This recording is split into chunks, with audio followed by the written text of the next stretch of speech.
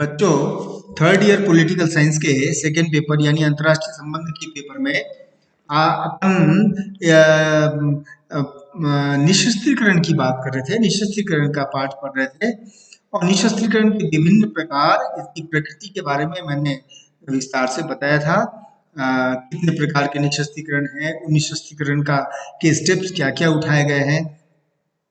द्वितीय विश्व युद्ध से पहले द हेग के निशस्त्रीकरण सम्मेलनों में या यूरोपीय सुरक्षा सम्मेलनों में, और द्वितीय विश्व युद्ध के बाद संयुक्त राष्ट्र संघ के तत्वावधान में, द्विपक्षीय स्तर पर, बहुपक्षीय स्तर पर, शीत युद्ध के काल में धितांत के कारण जो विभिन्न प्रकार के निशस्त्रीकरण के उपाय किए गए, उनकी चर्चा एक प्रकार से प्रकृति की चर्चा मैंने की थी।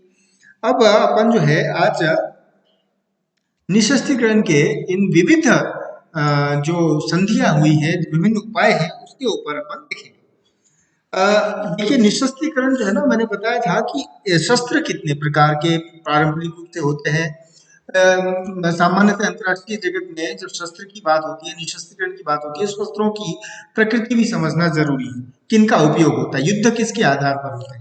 तो सबसे पहले जो परंपरागत हथियार है, जैसे गोला बारूद तोप इत्यादि, ये पारंपरिक हथियार माने जाते हैं। इत्यादि है ना, गोला बारूद तो। और फिर उसके बाद जो गैर पारंपरिक है, उसमें भी कई श्रेणियां हैं।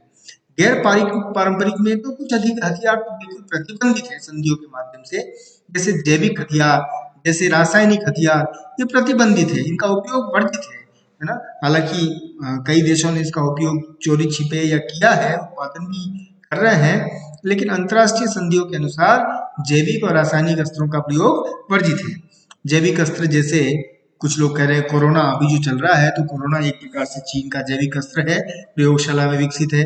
जैविक अस्त्र यानी जो बीमारियां फैलाने वाले वायरस हैं, बैक्टीरिया है, इस तरह का निर्माण प्रयोगशाला में करके दूसरे देशों में उसको छोड़ना, है ना, जिससे मानव जाति की बहुत व्यापक क्षति होती है।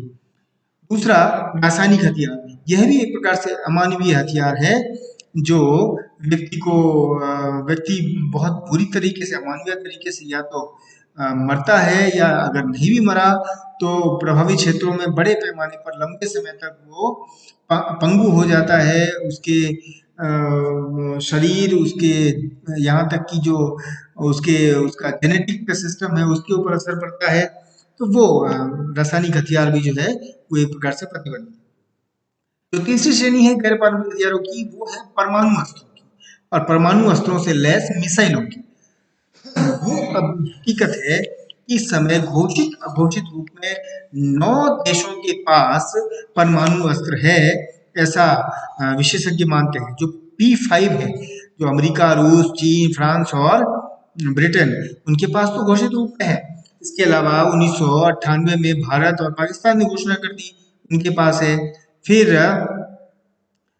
उसके बाद से उत्तर कोरिया, इजराइल और यहाँ तक कि ईरान, इसके पास भी संभावनाएं व्यक्त की जा रही है कि चोरी छिपे इन्होंने, उत्तर कोरिया ने तो घोषित ही कर रखी है 2009 में अपने टेस्ट के बाद से कि उनके पास परमाणु अस्त्र है। तो इन सभी अस्त्रों को खत्म करने, सीमित करने, खत्म तो नहीं किया जा सकता, मैंने कहा था कि संपूर्ण निशस्त्रीकरण तो संभव नहीं है, तो सीमित करने, ताकि युद्ध की संभावना न हो, क्योंकि अभी अगर युद्ध होगा तो सिर्फ विश्व युद्ध होगा, व्यापक युद्ध होगा। तो इन कुछ संधियां, कुछ प्रयास किए गए, अब उनके बारे में देखते हैं। सबसे पहला इस दिशा में जो है वो जो परमाणु शक्तियों को कम करने की दिशा में निशस्त्रीकरण हुआ था, वो मैंने कहा था कि निशस्त्रीकरण सम्मेलन हुए और जो द हेग में हुआ, उसके बाद से परमाणु अस्त्रों पर परीक्षण के लिए भी, परमाणु अस्त्रों को रोकने के लिए भी संधियां होने लगी। पहला जो था उदाहरण इसका 1963 का आंशिक परमाणु परीक्षण निषेध संधि, PTBT 1963। इसमें 1963 को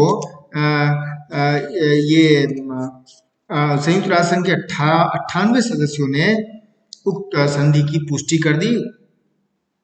इस संधि के अनुसार कुछ हद तक परमाणु परीक्षणों पर प्रतिबंध लगाने की बात की गई थी। यह अपने आप में शीत युद्ध में एक बड़ी संधि थी, क्योंकि अब तक इससे पहले परमाणु अस्त्रों के विकास और परमाणु विस्फोट के ऊपर रोकने का कोई भी तरीका नहीं था। इसने सबसे पहली बार इसके ऊपर एक मैकेनिज्म तय किया और इसलिए एक शुरुआत हुई। यद्यपि ये सीमित ही थी लेकिन शुरुआत हुई। 1968 का एनपीटी दूसरी संधि थी निशस्त्रीकरण, परमाणु निशस्त्रीकरण की दिशा में। वो एनपीटी परमाणु अप्रसार संधि, यह व्यापक संधि थी। ये एक प्रकार से निर्णायक संधि होने वाली थी। 1959 और 1967 के बाद से ही जो है इसके ऊपर काफी बहस शुरू हो गई थी और 1 जुलाई 1968 को परमाणु प्रसार संधि हस्ताक्षर के लिए खोल दी गई और उसी दिन अमेरिका, ब्रिटेन, सोवियत संघ समेत 50 से अधिक राष्ट्रों ने उस पर हस्ताक्षर किए एवं यह संधि 5 मार्च 1970 से प्रभावी हो गई, है ना। अब यद्यपि भारत ने इस संधि का विरोध किया, इस संधि के ऊपर हस्ताक्षर नहीं किया कभी, लेकिन इस संधि में प्रावधान क्या था? इस संधि में प्रावधान ये था जिसके ऊपर भारत प्रश्न चिन्ह लगाता है कि जो P5 थे, यानी जिनके पास पहले से परमाणु अस्त्र मौजूद था, उसके अतिरिक्त, उसके अलावा किसी अन्य को परमाणु अस्त्र हासिल करने का अधिकार नहीं होगा। जो P5 थे उनके पास रहेगा, नंबर 1। इन P5 के देशों के द्वारा भी किसी भी गैर परमाणु यानी परमाणु संपन्न देशों के द्वारा किसी गैर परमाणु संपन्न देश को परमाणु तकनीक, परमाणु मटेरियल यानी परमाणु पदार्थ ये नहीं दी जा सकेगी। ये निर्यात, एक्सपोर्ट नहीं किया जा सकेगा किसी को, ना तो परमाणु बम बनाने की तकनीक, ना ही परमाणु बम बनाने के संबंध में कोई भी मटेरियल, वो उनको खनिज या मटेरियल उनको दिया जा सकेगा, है ना। इसका ये था, सीधा सीधा उद्देश्य ये था कि परमाणु प्रसार को रोका जा सके। हालांकि ये संधि जो है कुल मिलाकर भेदभावकारी थी, क्योंकि ये जिन राष्ट्रों के पास पहले से ये परमाणु अस्त्र था उसको रोकने की दिशा में ये कदम नहीं था। उनको तो यूं का यूं रहने दिए, नए राष्ट्रों को रोक दिया गया। और इसी कारण से भारत ने इस पर हस्ताक्षर नहीं किए। जर्मनी, इटली ने भी इसको भेदभावपूर्ण माना था और इसलिए 1995 में इस अप्रसार संधि के पक्षकार राज्यों ने इस संधि का निश्चितकालीन विस्तार करने का निर्णय लिया, लेकिन भारत फिर भी इसके पक्ष में ही था। भारत ने इस पर हस्ताक्षर करने से मना कर, लेकिन ये अपने आप में बड़ा। तो दूसरा एक निशस्त्रीकरण का समझौता हुआ, वो था साल्ट 1, जो 1972 में हुआ और ये अमेरिका और सोवियत संघ के बीच में हुआ सामरिक अस्त्र परिसीमन संधि, साल्ट 1 समझौता। और ये 5 वर्षों का था, 1972 से 77 तक।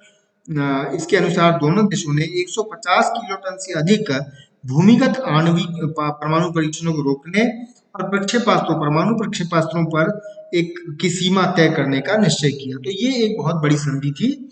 ये 72 से 77 तक लागू हुई।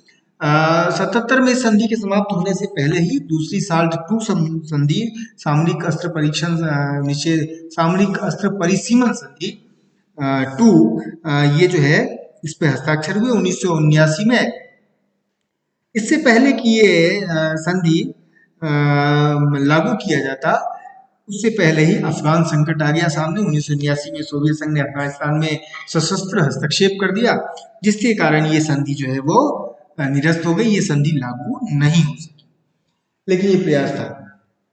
अगला जो स्टेप था वो परमाणु निशस्त्रीकरण का, वो था INF संधि, मध्यम दूरी प्रक्षेपास्त्र संधि 1987।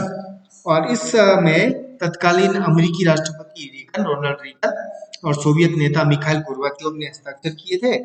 और इसमें भी कुल मिलाकर 1139 परमाणु हथियारों को नष्ट किया जाना था, ये इस पर सहमति बनी।